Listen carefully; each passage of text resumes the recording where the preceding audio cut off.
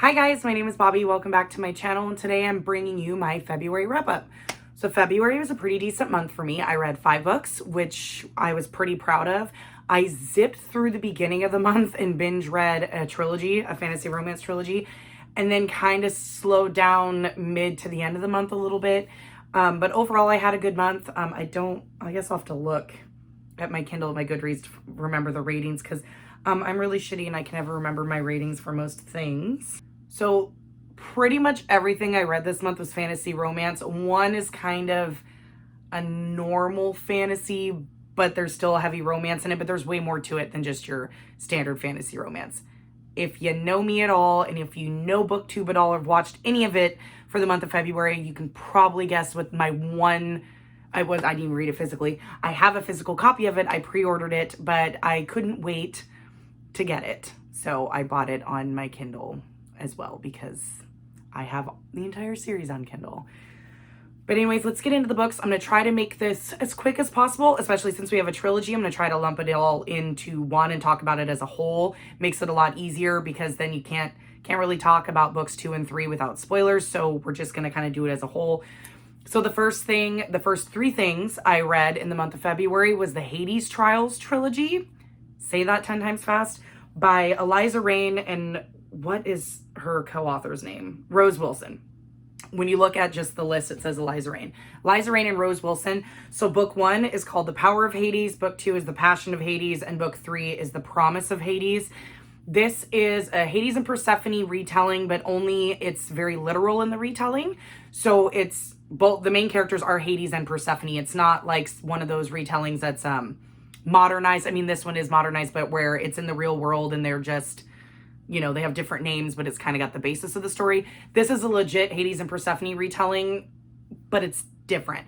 I really want Sam from Thoughts on Tomes to read this because she just kind of did a vlog reading like based on stories or whatever with the myth because she loves Hades and Persephone, but she doesn't like literal retellings. And this isn't a literal retelling per se. It's like a twist on that. And I think she would enjoy it if she actually read it. But anyways, I digress.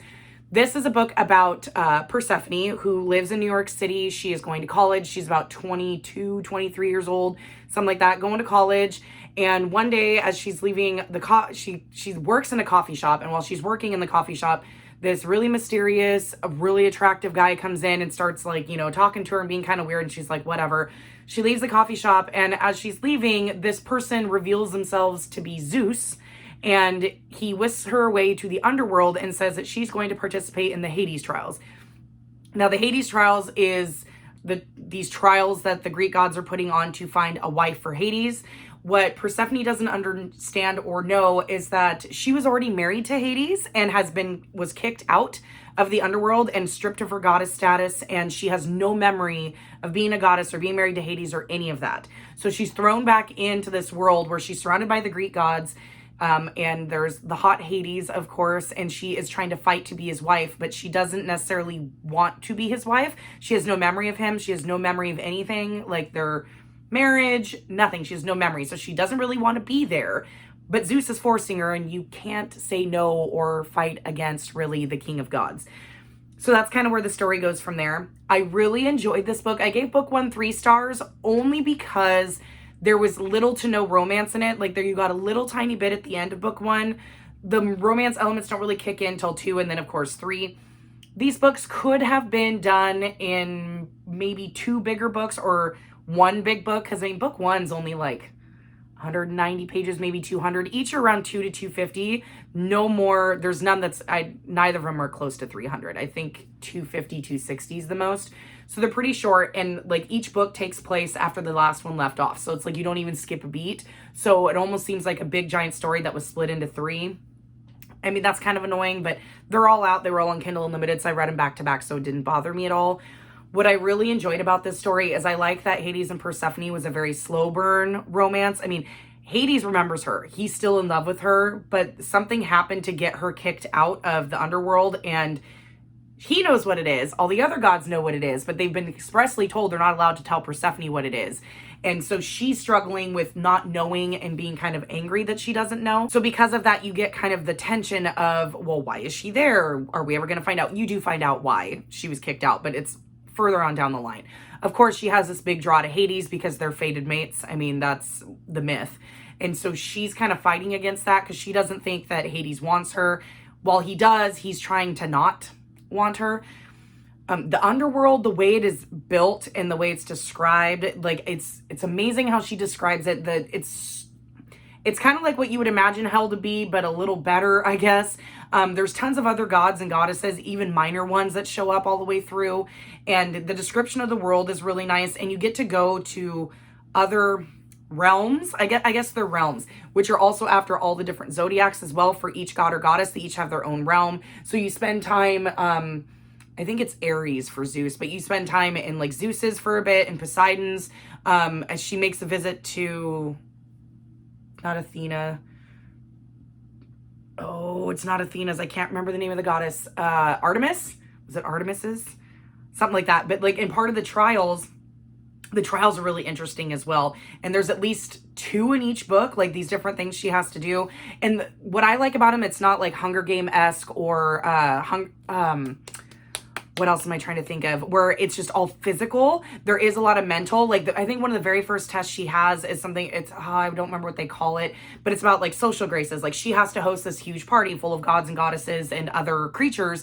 And it's testing her on how polite is she? How good of a hostess is she? And in the middle of all this, she's also has to do a scavenger hunt. And like, so it's interesting. The trials are interesting. It's not like her fighting monsters all the time and stuff like that. So it makes it fun. It's not like tired and old hat. So I did enjoy the trials part a lot. I enjoyed a lot of the side characters. Hecate, like, okay, so I've heard it pronounced so many ways and I had to get on and do like Google have it tell me. I've heard people pronounce the goddess's name Hecate, Hecate, like there's 40 million different ways to pronounce her name. And so I kept listening to it, trying to see if I could get it right. I always pronounce it wrong. So I've heard it pronounced Hecate mostly, but I think that even that's incorrect. But she is the goddess of, she lives in the underworld, is goddess of like ghosts, witches, stuff like that. She's badass. She kind of becomes friends with Persephone and helps her along the way, which is really nice. You meet all the different gods. It's really cool. And I love mythology anyway. So it was really fun getting to know the different gods and goddesses and how they all interact with each other and stuff like that and their perceptions of Persephone.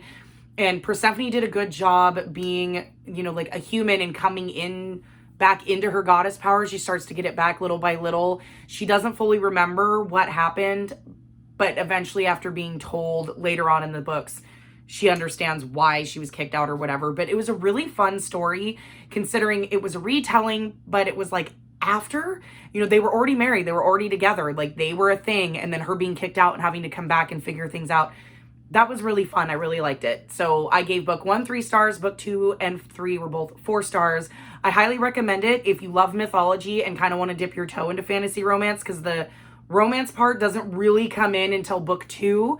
And even still, it's not as like heavy as other books that I've read. It's there, but it's not over the top. Like the main plot is her trying to survive the trials and become Hades' wife again and stuff like that, and all the obstacles and like the politics between the gods and goddesses. So I really enjoyed it. It's on Kindle Unlimited, so I highly suggest you pick it up if it sounds at all interesting to you.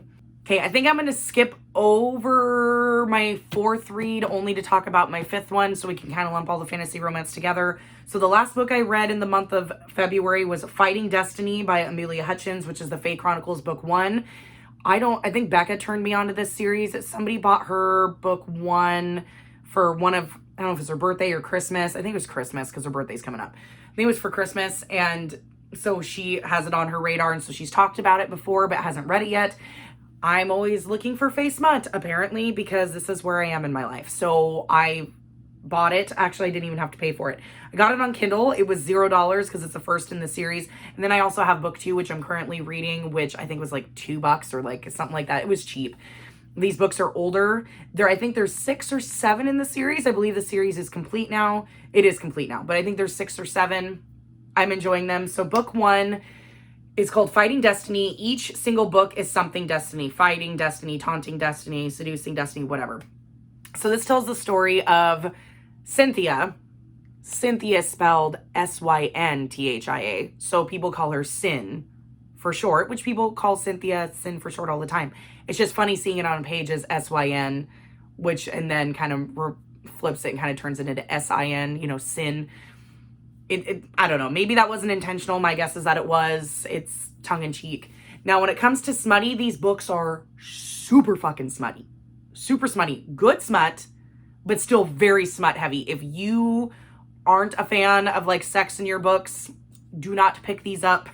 The sex is very heavy in these books, and they don't necessarily start right away per se. It's a little bit further into book one, but still very much smut heavy. I had no problem reading it. I enjoyed it, but I know some people, even if they read fantasy romance, they don't mind the smut as long as it's not like super heavy. It's very heavy. So let me explain. So this tells the story of Cynthia, who is, she's what, like 20, she's in her early 20s, 21, 22, something like that, very early 20s. She is a witch, and she's a part of this guild. This also takes place in Washington State, where I live. It takes place in Eastern Washington, so same state as me, opposite side of the mountains.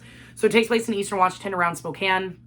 And she's a part of this guild of witches. She has her own coven that is her best friend Adam and her other good friend Larissa.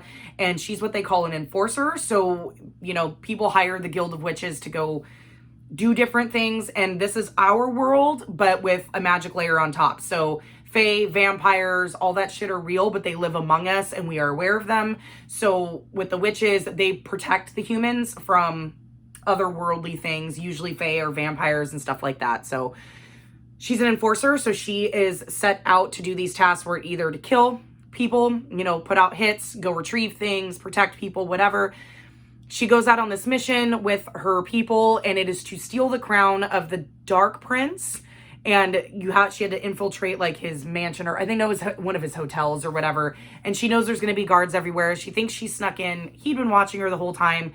He takes her, kidnaps her, and she has to sign a contract with him to work for him and be his and work for him. And the story kind of goes from there. There's more to it, but it would be kind of spoilery. The Dark Prince is named Ryder, and he, of course, is like superb fae hotness, like dripping with sexual everything, super hot. Now, the reason there's so much smut in this is because the way the fae feed is through sex. They don't have to feed through sex, but they feed off raw emotion. So in order for a fae to sustain themselves, they have to feed off human emotion. They can feed off other fae emotion as well. So it has to be something where the emotions are really heightened. When are your emotions not the most heightened unless you're having sex? So like when you're having sex, your emotions are really heightened. Orgasms, stuff like that, release a lot of endorphins, a lot of emotion. Therefore, the fae can feed off of them. And so that's why there's so much sex. Granted, Cynthia, at the very beginning, she hates fae. She wants nothing to do with them. They're all trash. Her parents, she watched at age 5 get murdered by fae. And one of the ways that fae males tend to murder female humans is by literally fucking them to death. So what do they call them? Fizzes. So fucked into zombies. So what they do is they feed through sex by raping these women, and they feed off their emotions so much they literally pull their entire soul out of them, and they literally become mindless zombies that will literally just lay there and just want sex, pretty much, but their mind and who they are is gone. So that happened to her mother. She watched it happen, so she hates fae, and so that kind of makes things a little bit difficult when she's dealing with Ryder. I really enjoyed the book one. When I finished book one, I immediately went and bought book two. I mean, sex aside, even though the sex scenes are really good, I like the plot. The main plot in book one is, you know, Cynthia is trying to help Ryder figure out who's killing witches and fae. Like, they're finding fae dead. Fae are immortal, but there are certain ways they can be killed. They're finding dead fae with parts missing, and they're also finding dead witches with parts missing. So they're trying to figure out what's happening, who's killing them, what's their purpose, why are they taking body parts. So, I mean, they've got a really good plot as well. And at the end, when you figure out what's going on, then you move right into book two, and it's like other stuff is happening, and it's good. Like, I like the actual plot. I also love the smut, but the plot's really good. I would just not suggest reading this to anybody who does not like to read about sex, because there's a lot of it in these books. I think in book two, I read a chapter. It was an entire chapter, and it was probably like 15 pages that was straight sex. Yeah. So if you're not into that, do not pick it up. But I really like it, even though it's an older series. She's got some other series as well that I was going to kind of look into after I'm done reading the Fae Chronicles. I'm planning on reading them all this year. I mean, there's not many. I think, like I said, there's only like 6. So, but I gave Fighting Destiny 4 stars because I did really enjoy the plot, and I like Cynthia as a character. I like Ryder as a character too. I like them both. There's things about them both I don't... Cynthia, I think, is the one I don't like as much, only because both characters are very stubborn, but Cynthia's stubborn in a way that's annoying. Like, there's certain things that Ryder does, and she gets pissed off about it because she's been raised as, she's human. And he tells her all the time, I am not human. Stop treating me like I am or thinking that I'm going to react like one. And she doesn't understand why he doesn't. He acts like a fae. He's a fae prince. He is going to do things... Like, he will kill people if they get in his way, and he doesn't think twice about it because he's a fucking fae male. And she doesn't seem to get that. She expects him to react like a human. And, like, he's explained to her many times, if I want it, I take it. I take what I want, and I'm powerful, and I can do that. And she gets upset and is like, well, that's not how we do things, and that doesn't make sense. And she doesn't get it through her head. And it's like, she understands how the fae act. She's hunted them for years. She's dealt with them for years. Yet when it comes to Ryder, she sits there and expects him to act like a normal human male, and he's not gonna. And so that gets kind of annoying. She's gotten a little bit better in book 2, but not really. I mean, she still makes those comments all the time. It's like, dude, cut him some slack. Cut him a break, man. Like, of course, those two are gonna be endgame. They're the two main characters. Like, I mean, it's obvious from the beginning. I mean, most fantasy romance, right off the bat who's gonna end up with who, especially if it's your typical fantasy romance. And just, she won't get off his back about it. And it's like, dude, he's a fae male and a fae prince at that, so he's got to do a lot of nasty things sometimes. Just fucking shut up. Just shut up and, take it. In more ways than one. That's about the only gripe I have, is Cynthia can be a little bit annoying. And a little bit stubborn. But other than that, I'm enjoying both books a lot, and I'm just going to continue trucking through. But again, Fighting Destiny was 4 stars. Okay, so the last book I'm going to talk about, this big, giant, massive behemoth, 700 something page. Is that, yeah, what is it, 751?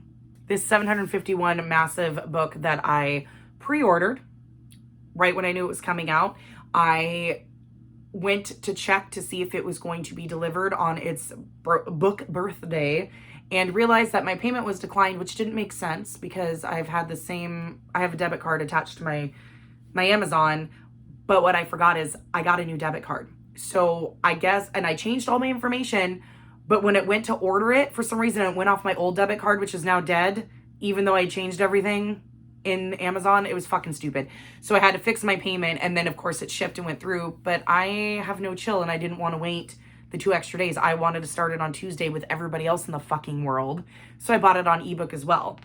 If you haven't guessed, that book is A Court of Silver Flames by Sarah J. Maas. This book is fucking huge. This is book 4 in the ACOTAR series. So A Court of Thorns and Roses, all of that. This is book 4. This tells the story of Cassian and Nesta. And this book was 10 million stars. You can only rate it 5 on Goodreads, but if I could rate it 10 stars, I would. This was by far my favorite book in the entire series, even though this cover is hideous. And I don't like the gray and the orange. It's fucking ugly as sin. But it was the best book in the series by a long shot. I fucking loved it. I couldn't put it down. I read it in 2 or 3 days, something like that. It was everything. This book was amazing. I'm gonna set it down because it's heavy. In case you've been living under a rock and haven't watched everybody else's February wrap-up yet, to where everybody's been reading this, A Court of Silver Flames takes place, I think, a year or 2 after A Court of Wings and Ruin. We're following Nesta in this one. It's her main point of view, and it's Nesta and Cassian's story, which everybody needed and wanted. You do get to see Feyre and Rhysand and everybody else. They pop in and out. After reading this book, I am no longer a Rhysand stan. I mean, I enjoy him, but Cassian's number 1 now. Cassian is like on point, perfect little baby. This is more than just a fantasy romance. Sarah J. Maas has said that this is a fully adult book. It's not YA, whereas the other ones were kind of classified as YA, which I don't really understand.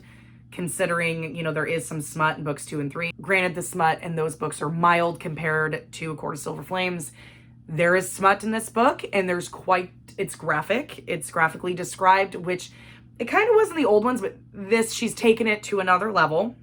She's leveled up. She's very much rebranding and making sure people understand she is an adult author now, and these books are very adult. It also attacks a lot of adult themes. What I really loved is the themes of healing from grief, PTSD, and I can't talk, and making and establishing and fostering really good female friendships. The female friendships in here were amazing. The way they were written, the way they came to be.